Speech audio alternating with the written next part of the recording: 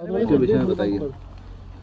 पूछिए भाई, जो पूछना है पूछो। जो वर्ल्ड कप को लेकर के सबसे बड़ा सवाल तो यही है कि वर्ल्ड कप के बाद में पीएम मोदी खुद मिलने के लिए आए और पीएम मोदी ने जो है आप सभी लोगों को जो हौसला बनाया है, लेकिन राहुल गांधी ने जो है वर्ल्ड कप को लेकर के जो है एक छीटाकशी की है। उन्होंने कहा कि वहाँ पर एक पनौती थे जिसकी वजह से ये मैच आ रहा है, तो उस पर आप क्या कहेंगे? यार, ये कंट्रोवर्सी वाले सवाल हमारी समझ में तो आते नहीं, क्योंकि आप इस सवाल को कंट्रोवर्सी में ले जाते हो।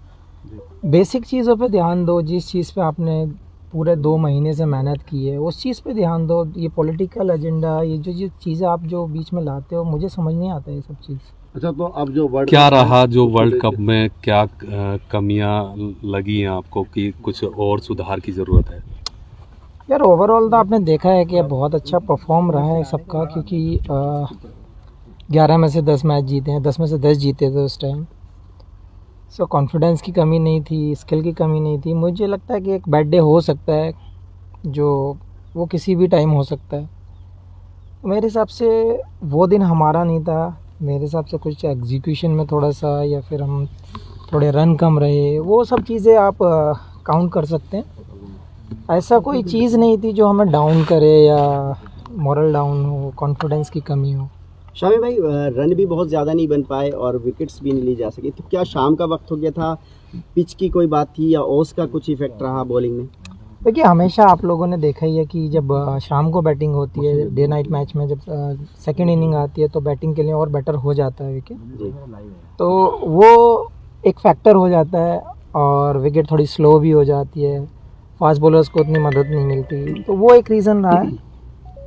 स्वामी भाई आपने जो है आपने पूरे देश में नहीं पूरी दुनिया में अमरोहा का भी नाम रोशन किया है, भारत का भी नाम रोशन किया है, और सरकार यहाँ आपके यहाँ पर स्टेडियम के लिए बाकायदा यहाँ ज़मीन तलाशी जा चुकी है, उसका प्रस्ताव जा चुका है, उसको लेकर क्या कहेंगे आप?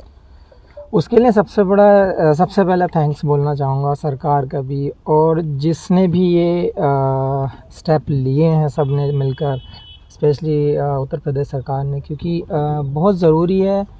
अपने यहाँ टैलेंट बहुत है और बहुत बच्चों को ज़रूरत है कि स्पोर्ट्स में भी आगे जाएं, लोगों को जागरूक करें। तो ये चीज़ टैलेंट के हिसाब से और क्षेत्र के हिसाब से भी बहुत ज़रूरी थी कि हमारे यहाँ पे एक अच्छा स्पोर्ट्स एकेडमी हो, स्टेडियम हो, जहाँ पे लोग अपने स्किल को जानें, लोग उसको कुछ कोचेज़ उन लोगों को सिखाएं, कुछ बेटर करें। वो बहुत ज़रूरी था और ये मेरे हिसाब से बहुत अच्छी चीज़ हुई है यहाँ के यंग टैलेंट के लिए। शामिल भाई, इसी प्रश्न को मैं थोड़ा मॉडिफाई करूँगा। आप तो अमरोहा क्या देश का बड़ा नाम आप हो चुके हैं, आप अच्छी बात यह है याद रखते हैं इस चीज़ को किस बैकग्राउंड से आप निकले, तो विशेषकर जो अब यहाँ के यूथ आप पर उम्मीदें करता है, तो आप क्या करना चाहते हैं उन बच्चों के लिए जो आपकी तरह आगे बढ़ना चाहते हैं? आप अपनी तरफ से क्या मतलब मोरल सपोर्ट या और भी कुछ? देखिए, हमेशा से मैं बात करता आया हूँ, क्योंकि जब जो जनरेशन आ रही है, जो टाइम अभी का दिख रहा है लोगों में, जो हमारी ज़रूरतें बन गई हैं, तो मेरे हिसाब से एजुकेशन, हेल्थ, स्पोर्ट्स, ये सारी चीज़ें काउंट करके हम अच्छा कल्चर क्रिएट कर सकते हैं। तो उसमें मैंने पहले भी बोला था, अगर मेरी कहीं ज़रूरत है हमारे यहाँ के यंग टैलेंट को, यंग यूथ को, या किसी भी डिपार्टमेंट में मेरी ज़रूरत है, मैं खड़ा हूँ। और ये यंग जनरेशन को भी सोचना पड़ेगा कि हमें किस वे में जाना है, हमारा कौन सा टैलेंट है, तो वो चीज़ें बहुत ज़रूरी होती हैं। हाँ, फैसिलिटीज़ कभी कभी ऐसा होता है कि जब विलेज में नहीं मिल पाती हैं, लेकिन अब मुझे लगता है कि बहुत सारी चीज़ें सामने भी आ रही हैं, गवर्नमेंट भी हेल्प कर रही है इन चीज़ों में। तो अब यूथ का यही है कि आपको एक स्टेप ऊपर आना है, आपको अपना मैच्योरिटी दिखाना है, अपना स्किल दिखाना है और देश का नाम रोशन करना है। शामिल भाई, प्रधानमंत्री जी से आपकी मुलाकात हुई, क्या बातचीत हुई और आगे क्या रणनीति रहने वाली है?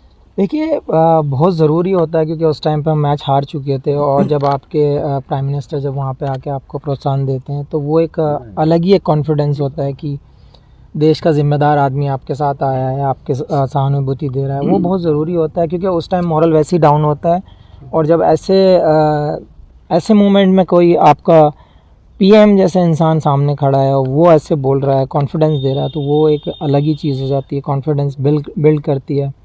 मुझे लगता है ये बहुत बड़ा पार्ट है। शामिल भाई, अपनी टीम ने 10 के 10 मैच बहुत अच्छी तरह से जीते, और जब फाइनल की हम बात करें, हालांकि मोरल अप था टीम का, लेकिन ऑस्ट्रेलिया के सामने फाइनल में हमारी टीम इंडिया कहीं दिखी नहीं। बैटिंग, फील्डिंग में भी थोड़ी सी हमारे लूज पॉइंट्स रहे, तो क्या कारण था? क्या बड़े मैच का दबाव था या कुछ और बात रही? या वीआईपी का जो मोमेंट था, क्या वो भी एक प्रेशर था? नहीं यार, ऐसा कुछ नहीं था। हम कभी ये सोचते नहीं मोमेंट किसका है या फिर क्या होता है, और ज़्यादा ओवर थिंक हम करते नहीं है मैच को लेकर, क्योंकि जो प्रोसेस हम लोगों ने लास्ट 10 मैच में किया था, सेम प्रोसेस था, सेम एटीट्यूड था, सेम स्किल एग्जीक्यूट करने देख रहे थे, सेम प्लानिंग के साथ जा रहे थे। मैं फिर से वही कहूँगा कि एक बैड डे हो सकता है, और वो शायद हमारा फाइनल पहले था। 4 मैच में बाहर रहे आप टीम से, तब क्या दिमाग में चल रहा था, क्या कुछ? यार मेरी अप्रोच एक ही थी, क्योंकि वर्ल्ड कप जैसी चीज़ है, क्योंकि आपके जो 15 हैं, मेरे साथ अश्विन भी बाहर थे, तो अगर 600-700 विकेट लेके बेंच पे बैठा तो टीम की क्या कैपेसिटी होगी आपको आइडिया लग जाता है। तो वहाँ पे कभी मैंने ये नहीं सोचा कि ये हमारा बंदा क्या करेगा, क्या नहीं कर रहा, ये खेल रहा है, मैं नहीं खेल रहा हूँ। कभी आज तक वैसे मन में आया नहीं है ये सवाल। मैं हमेशा यही चाहता हूँ, अगर मैं बैठा हूँ और कोई 11 प्लेयर खेल रहे हैं तो वो अच्छा ही करके आएँ, टीम के लिए बेटर करके आएँ, टीम को जिता कर लाएँ। वो हमारा मेन गोल रहता है। क्या कारण रहा कि जो रन 240 तक ही आ पाए? क्या पिच की कमी मानी जाए इसको? दोबारा पूछो।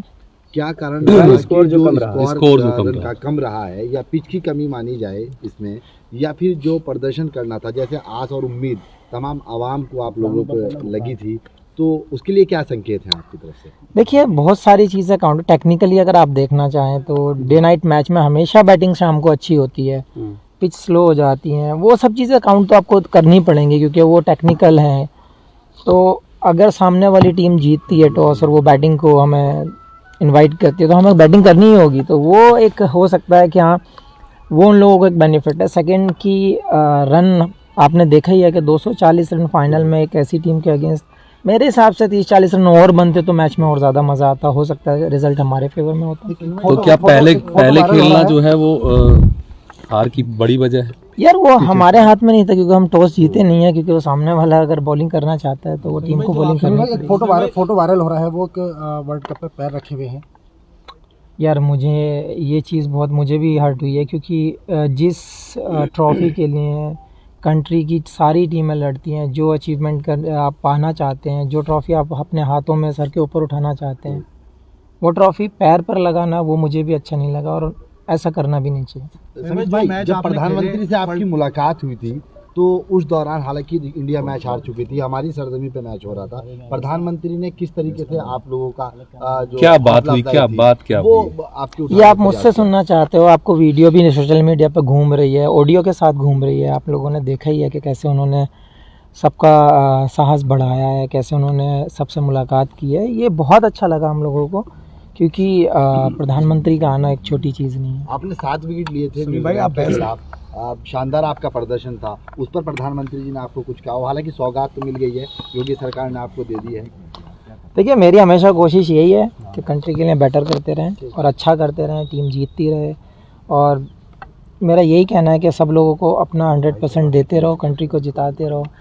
सौगात की तो हम कभी नहीं सोचते हैं, सौगात ये दी है, ये हमारा सौभाग्य है कि हमारे डिस्ट्रिक्ट के लिए एक स्टेडियम मिला है, उसको अच्छे से यूटिलाइज़ किया जाए, उसमें से कोई ना कोई प्लेयर बाहर निकल कर आना चाहिए, उस चीज़ पे हमारा फोकस होना चाहिए। समीर भाई, आपने लॉकडाउन में लगातार यहाँ मेहनत की, क्या उसी का नतीजा कि आप जो है लगातार इसमें विकेट लेते रहे? भाई मेहनत हमेशा रंग लाती है, आपको पता ही है, सब लोगों कहावत में भी यही है। तो मेहनत तो आप घर पे करो, बाहर करो, मेहनत अगर करोगे तो शायद रंग तो लाएगी।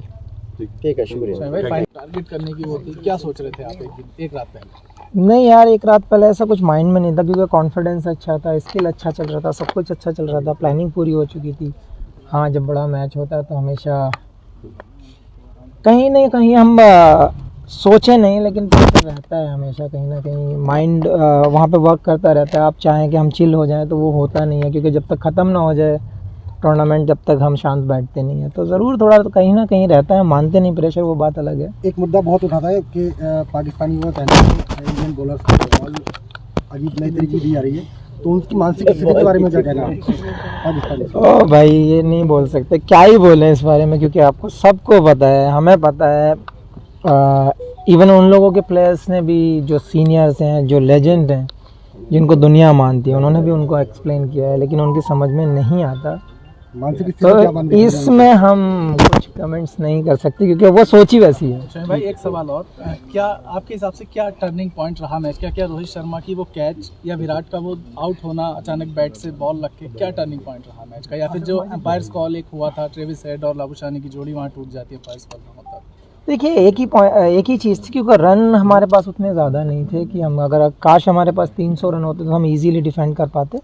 लेकिन एक चीज़ पे ब्लेम करके मुझे नहीं लगता कि कोई फ़ायदा रहता है क्योंकि ओवरऑल टीम को देखा जाता है कि हम कहाँ स्टैंड करते हैं। वो बहुत ज़रूरी होता है एज ए यूनिट वर्क करना और एज ए ग्रुप वर्क करना। तो मैं एक ही चीज़ बोलूँगा, शायद थोड़े से रन कम थे।